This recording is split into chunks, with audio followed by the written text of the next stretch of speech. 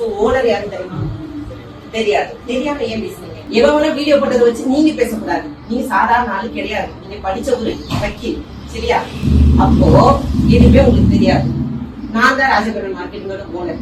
இவரு எனக்காவது வீடியோல நான் ஓனர்னு சொன்னாரு. தங்க இருங்க, நான் பேசுகிறேன், கொஞ்ச நேரம் அமைதியா இருங்க. டிவிக்கு ஒண்ணு நல்லா